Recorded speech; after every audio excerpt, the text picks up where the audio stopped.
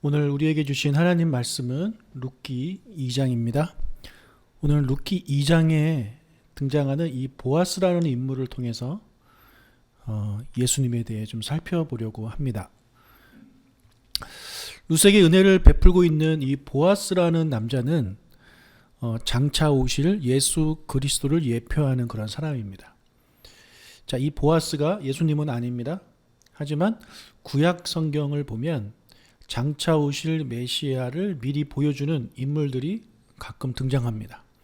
그 중에 하나가 요셉이고 또 보아스라는 사람도 마찬가지입니다. 사랑받을 자격이 없는 룻이라는 여인에게 보아스가 은혜 베풀기를 그치지 않았는데, 이런 보아스의 모습을 통해 사랑받을 자격 없는 우리에게 한량없는 은혜를 베푸시는 예수 그리스도의 모습을 우리는 보게 됩니다. 그래서 보아스의 행동을 좀 살펴보고 여기서 예수 그리스도가 어떤 분이신지를 같이 생각해 보도록 하겠습니다. 가장 먼저 보아스는 초대하는 사람이었습니다. 룻기 2장 14절을 읽겠습니다.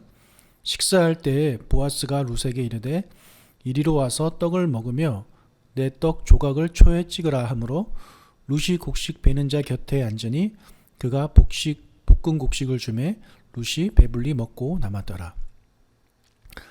지난주에 말씀드린 대로 룻은 보아스의 종이 아닙니다. 게다가 룻은 모압 사람이었고 그리고 가난한 과부였습니다. 이런 룻을 보아스는 자신의 식탁에 초대를 합니다. 이스라엘에서 식탁에 초대한다라는 말은 한 가족으로 받아들인다는 그런 말입니다. 하나님께서도 우리를 초대하시는 그런 분이십니다. 자, 그런데 재밌는 것은 보아스가 룻을 식사에 초대한 것처럼 하나님께서도 우리를 초대하실 때 항상 먹을 것이 있는 곳으로 초대를 하십니다. 이사야 55장 1절 너희 목마른 자들아 물로 나아오라. 돈 없는 자도 오라. 너희는 와서 사 먹되 돈 없이 값 없이 와서 포도주와 젖을 사라. 돈이 없어서 먹을 것이 없는 사람들을 초대하셔서 값 없이 물과 포도주와 젖을 사라고 초대하십니다. 그리고 신약에 나오는 예수님의 비유를 보면 하나님 우리를 잔치에 초대하시는 분이십니다. 마태복음 22장 1절에서 3절을 읽겠습니다. 예수께서 다시 비유로 대답하여 이르시되 천국은 마치 자기 아들을 위하여 혼인잔치를 베푼 어떤 임금과 같으니 그 종들을 보내어 그 청한 사람들을 혼인잔치에 오라 하였더니. 여러분, 잔치에는 무엇이 가득합니까? 네, 먹을 것이 가득하죠. 먹을 것이 가득하면 또 무엇이 가득합니까? 예, 저절로 즐거움이 가득합니다. 그리고 웃음소리가 가득하죠. 먹을 것이 가득한 결혼식 피로연에 가서 우는 사람 못 봤습니다. 다들 맛있는 것을 먹으면서 한박 웃음을 짓습니다. 다들 행복해 합니다. 하나님은 여러분을 이런 잔치에 초대하시는 분이십니다. 먹을 것이 가득하고 기쁨이 넘치는 잔치에 여러분을 초대하십니다. 여러분을 슬픈 곳에 초대하시는 분이 아니심을 우리가 깨달으시길 바랍니다. 교회를 다니고 교인이 되면 이런 기쁨과는 영영 이별해야 한다고 오해하시는 분들이 있습니다. 제가 목사가 된 이후에 제가 목사가 되기 전에 저를 알았던 친구들이 저를 만나면 이런 질문을 종종 던졌습니다. 너는 무슨 재미로 사냐? 목사 재밌냐? 그 친구 생각에는 목사는 참 재미가 없을 거라고 생각하는 모양입니다. 여러분도 그렇게 생각하십니까? 그 친구들처럼 교회를 다니지 않는 분들은 교회를 다니면 지루하고 재미없게 산다라고 생각합니다. 더 나아가서 맨날 울고 슬퍼하고 우울해하는 그런 삶을 산다라고 생각하는 거죠.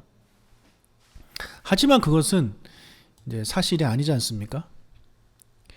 저는 참 행복합니다. 왜냐하면 하나님 아버지가 계시는 곳은 즐거움이 넘치는 그런 곳이기 때문입니다. 시편 16편 11절을 읽겠습니다. 주께서 생명의 길을 내게 보이시리니 주의 앞에는 충만한 기쁨이 있고 주의 오른쪽에는 영원한 즐거움이 있나이다. 하나님의 앞에는 충만한 기쁨이 있고 오른쪽에는 영원한 즐거움이 있다라고 시편은 말을 하고 있습니다. 그러니까 하나님의 좌우가 기쁨과 즐거움으로 가득합니다. 그것도 영원한 즐거움으로. 따라서 교회를 다니는데 기쁨이 넘치지 않는다? 네, 뭔가 문제가 있는 그런 교회이고 나 자신도 문제가 있는 겁니다. 주일에 교회를 가도 즐거움이 없다? 하나도 기쁘지 않다? 여러분, 뭔가 잘못된 주일을 보내고 있는 것입니다. 하나님 옆에는요, 항상 즐거움이 있습니다. 하나님이 우리를 잔치에 초대하는 그 비유를 잘 생각해 보십시오. 하나님은 우리가 하나님의 초대를 받아서 하나님의 초대를 받아 간 곳에서 즐거워하기를 원하십니다. 따라서 우리는 교회를 다니면서 즐거워야 되고 신앙생활이 즐거워야 됩니다. 예수 믿는 것이 즐거워야 돼요. 얼굴에 웃음꽃이 피어야 됩니다. 여러분, 교회 다니면서 인상 쓰는 거 문제 있습니다. 웃으십시오. 많이 웃으십시오. 억지로 웃는 것이 아니라 기쁘기 때문에 웃을 수 있는 여러분들 되시기를 바랍니다. 그래서 여러분은 여러분을 기쁨의 잔치에 초대하시는 그 하나님의 초대, 그 예수님의 초대에 응하시기를 주의 이름으로 축복합니다. 왜 우리가 하나님의 초대에 응해야 할까요? 가서 뭐 먹으려고요? 뭔가 얻어먹기 위해서? 복받기 위해서? 자녀가 잘 되기 위해서? 아닙니다. 아닙니다. 그것이 우리의 목적이 아닙니다. 우리가 하나님의 초대에 응해야 되는 이유는 그 초대에 응해야 우리가 하나님의 자녀가 되기 때문입니다.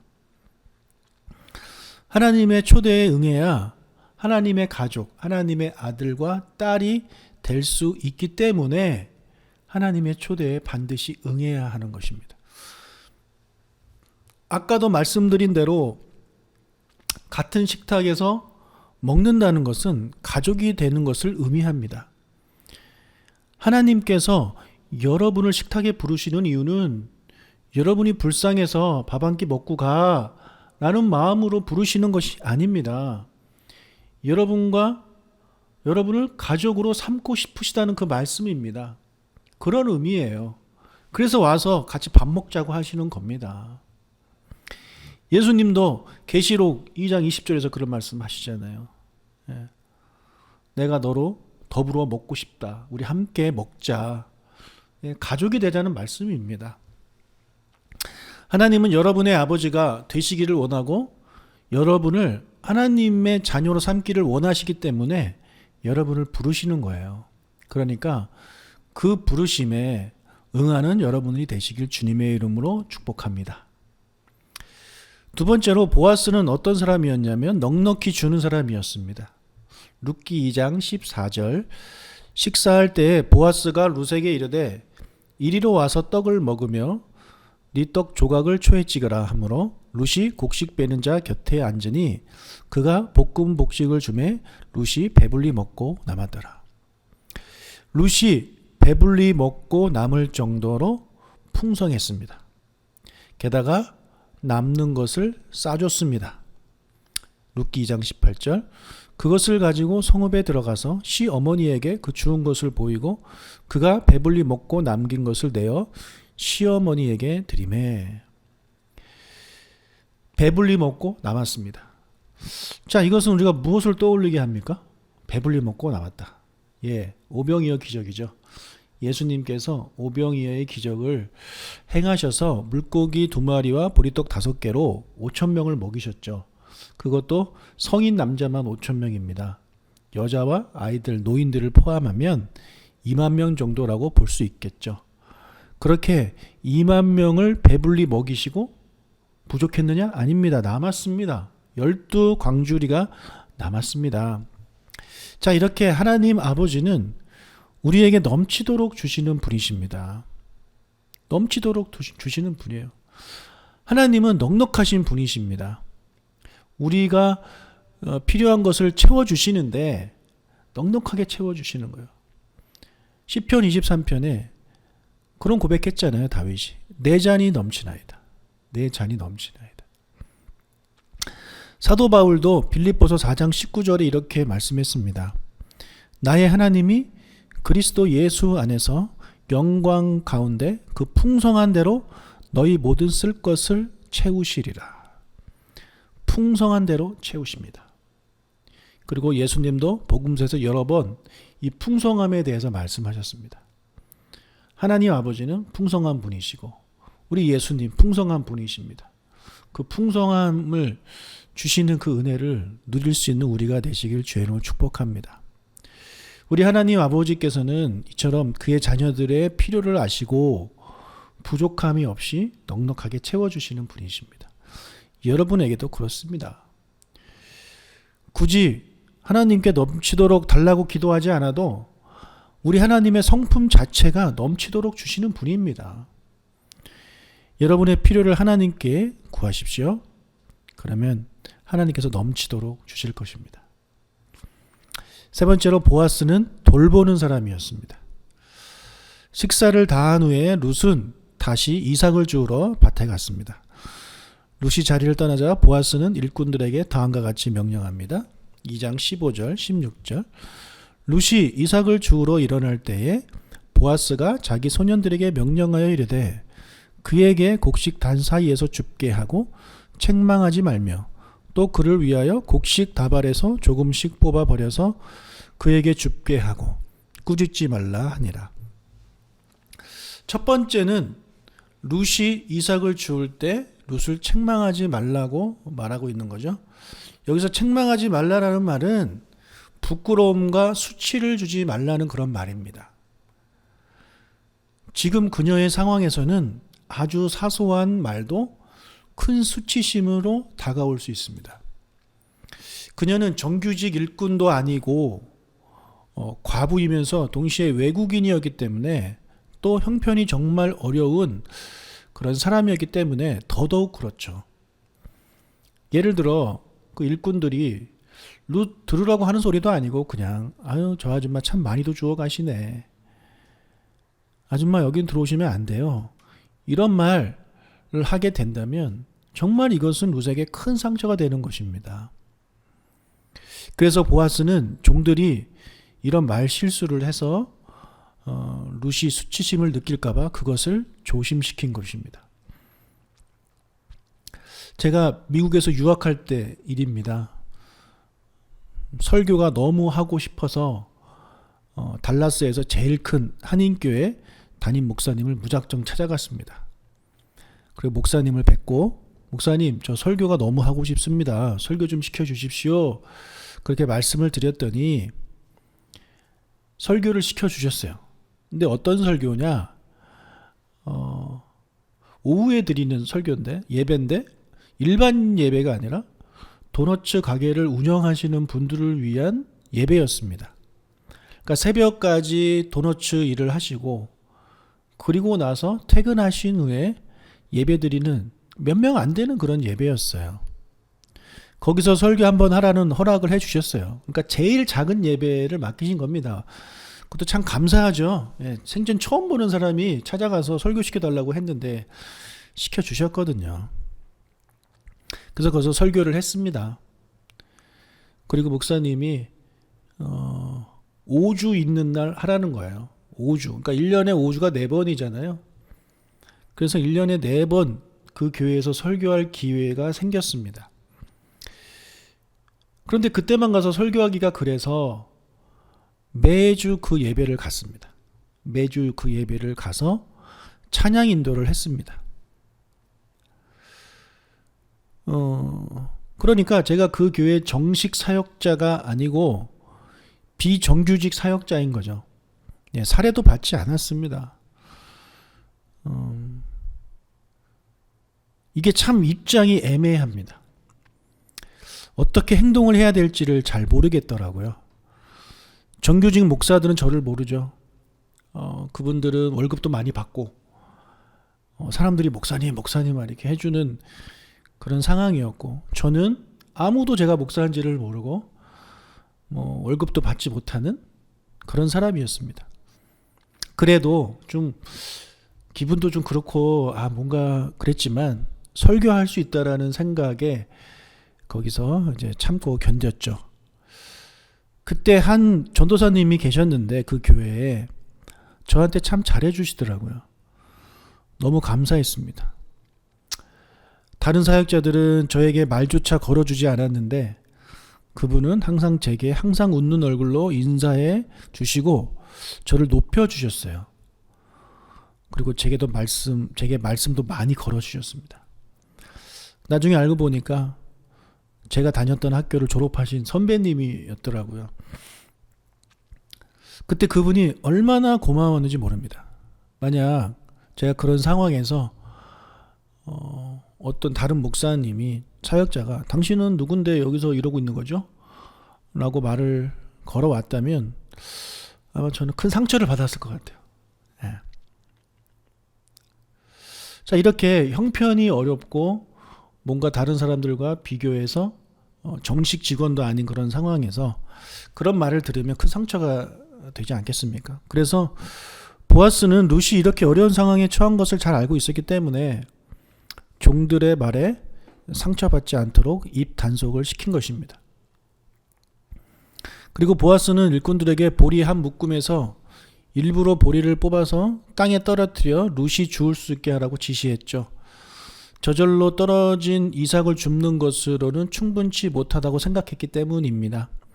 그래서 쌓아둔 보리단 사이에도 넉넉하게 이삭을 주울 수 있게 하라고 지시했습니다. 자, 이렇게 보아스는 참 자상하고 배려 있고 잘 돌보는 그런 사람이었습니다. 우리 예수님도 보아스처럼 우리를 자상하게 섬기고 세심하게 섬기고 돌보시는 그런 분이십니다. 우리가 무엇이 필요한지를 잘 알고 계시고 그 필요를 채워주십니다.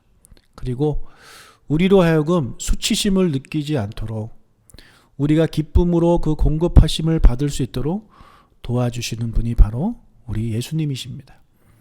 우리의 상처와 아픔을 돌보시는 분이 바로 우리 예수님이십니다.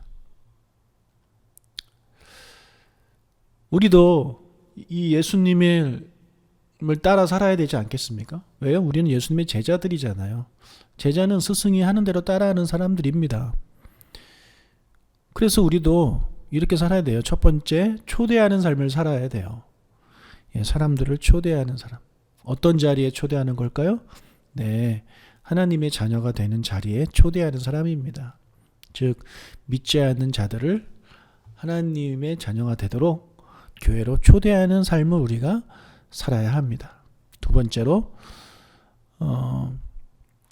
우리의 도움이 필요한 자들에게 넉넉히 줄 수 있는, 풍성함을 줄 수 있는 그런 우리가 되시기를 축복합니다. 그리고 세 번째, 남을 자상하고 세심하게 배려하고 돌보는 그런 우리가 되시기를 주님의 이름으로 축복합니다. 감사합니다. 기도하겠습니다.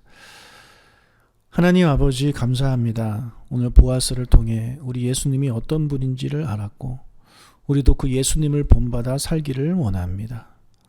주님, 예수님 닮은 우리의 삶이 되도록 축복하여 주시옵소서. 지금 코로나로부터 많은 사람들이, 또 나라 전체가, 온 세계가 어려운 가운데 있습니다. 우리 사랑하는 주님의 자녀들 눈동자와 같이 지켜주시옵소서. 특히 우리 교회 성도님들 지켜주시옵소서. 주님께서 함께하여 주시기를 원합니다.